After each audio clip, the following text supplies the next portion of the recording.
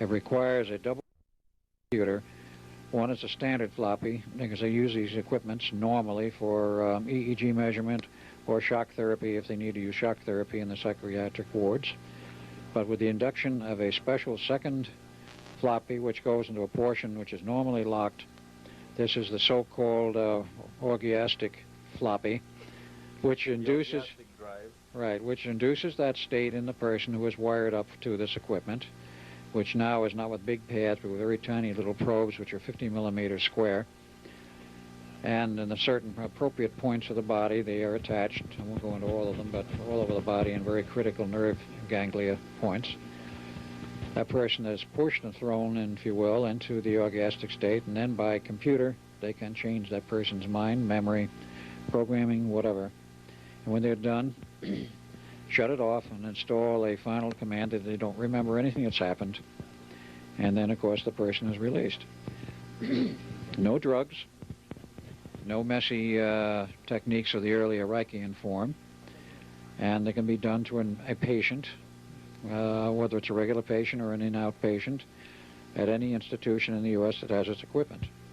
Private hospitals that are not accepting federal funding do not have the law requirement to carry such equipment, but it is recommended that they do. But every major hospital that has federal funding has required by law to have at least one of these machines there, and they're usually kept under tight lock and key. This is how far some of the programming techniques have gone in this country, and this is only one example. A friend of mine who works in one of the hospitals upstate New York has personally seen the equipment, and he didn't say he'd seen it in operation, but I think probably he has. And he knows exactly how it works and exactly what is done to make it function, and that it can be used for those purposes. This took many years of research after Wilhelm Reich, and of course Reich died in 1957 in prison after he refused to reveal what classified government work he was working on in early '57. And the judge said his hands were tied. He had no choice but to commit him to prison unless he could show good cause why he should not, which meant he had to talk about his classified work, and he says, I can't. So he went to prison and died there. And of course came the famous FDA book burning of Wilhelm Reich's works. They went around and literally confiscated thousands of Reich books, and in a particularly vicious form of Nazi book burning, went ahead and burned the books. These have been republished since, most of them. I think there are a few that are still out of print and held privately. They didn't get all of them, of course, but they got them in the bookstores and the places where they were normally purchased. So this was an Orwellian blacklisting. It was a form of Orwellian blacklisting. From the libraries and from the academic memory of this society. Right. He was showing in all of his published works, which was not only his journals, his Journal of Orgonomy, but all of the various magazines, the books he had written and published, which were many, about a dozen. He was showing the function of orgone energy, not only in terms of the human body, but in terms of the atmosphere, weather control, smog, the relationships of smog and smoggy conditions in the Earth's atmosphere, how it was related to the loss of orgone energy in the atmosphere, and so forth. Preston's tape is about secret weather control, yes, relation by orgone energy. That's very true. Balloon sun. Well, radiosondes, as they call them. Yeah. And these radiosondes, believe it or not, were designed initially and built in breadboard form by Wilhelm Reich in his laboratory in Rangeley, Maine, and they were shipped down to that neat little laboratory in Long Island called Brookhaven, and there they were beaten into a production form and found out how they could produce them by the thousand fairly inexpensively, and they did. You know, Preston bought up nearly the entire stock in the United States, surplus, because they were banned after a certain point of time for being used. And the government didn't want the secret out that they were modifying the weather, not measuring it, because ground receiving stations were not built. All they built was the transmitter. So what do you do with the transmitter if you have no receiver? Well, you're doing something else. And they were. They were modifying the weather on an experimental basis. And the bigger units were capable of steering hurricanes. The AMT-6 started out with a little box, an AMT-2, then a slightly larger one with a white plastic bubble on the top, shaped with a point and then with a round section. And this AMT-4 was a little more powerful. And you used that as a more advanced form of weather control. This is one of the earlier models. And this was the earliest model, the AMT-2, which comprised of this white portion. It had the same antenna in it. It was run by a battery pack. And the rest of it was a different kind of a box structure, which contained some elements, namely three sensing elements. One was barometric pressure. The other was a special strip which actually sensed the amount of orgone energy in the atmosphere and converted it to an electrical signal. The other one sensed the amount of Dor energy, which is considered disintegrant orgone energy in the atmosphere, sensed that and gave it an electrical equivalent.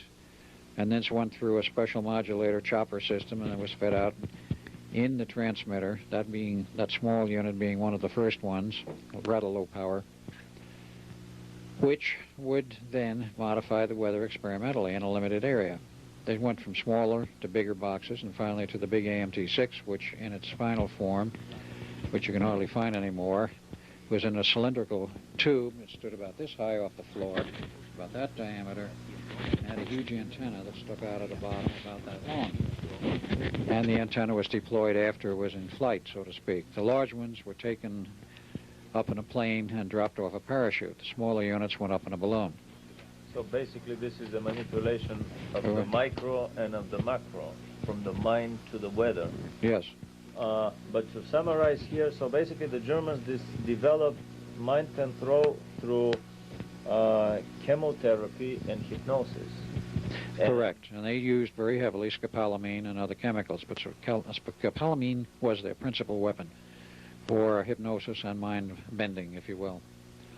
And it was used very effectively and with hypnosis to change a mind and do a programming under chemical means.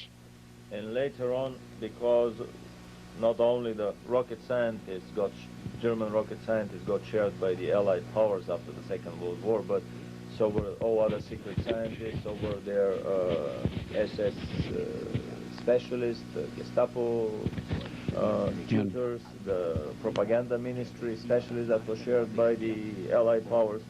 And obviously all these mind control experiments were moved and continued in the other countries. Here in the United States, I've read a lot of books about parapsychology development in the Soviet Union. In Russia, of course, the other goes wrong. Always one would read about such advanced technologies developed in the United States, but obviously they were developed everywhere. In all the major countries. Yeah.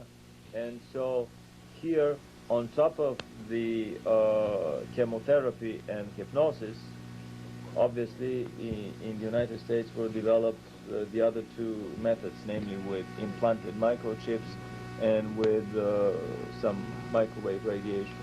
Yes, the earlier form of electrical stimulation using orgone Reichian techniques was one. Then they came to another technique under the more advanced mind control techniques, in which that was discovered by Preston Nichols sometime in the 80s.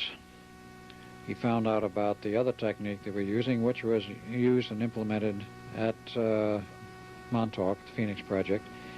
It consisted of a more or less standard low-powered radio transmitter. He replicated the whole system as an experimental test. He took a 250-watt surplus radio transmitter operating at high-frequency range, which says between 3 and 30 megahertz, designed a special modulator for it, and then had a tape recorder which had a tape recorded on it which said, in essence, quote, anyone hearing this message will call such and such phone number. And that phone number happened to be a Long Island phone number in the home of a friend of Preston's. He didn't use his number. Now, the criteria of this thing was none of the victims were to have and did have a radio receiver. What they were doing was broadcasting second-order energy, which the human mind picks up and decodes directly, as if it had a radio receiver. The human mind does have a radio receiver operating at second-order frequencies. Telepathic receiver, basically. Basically a telepathic type of receiver. And you can make it work just as well with an RF transmitter, a radio transmitter, if you know how to do the proper modulation on it, because what you're doing with a tube-type transmitter is you're already emitting not only ordinary electromagnetic waves, which is first order, but second, third, fourth order.